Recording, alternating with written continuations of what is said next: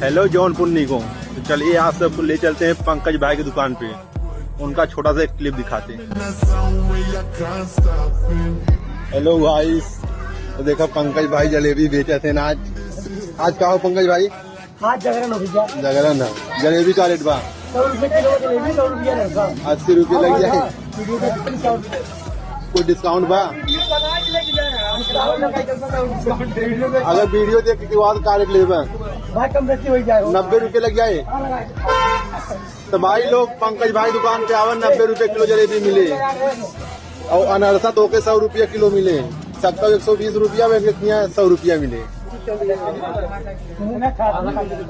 देखा भाई कितना भीड़ लगा और देखा था सब खाद पिए थे जलेबी, गर्मा गर्म ताजा ताजा निकला था।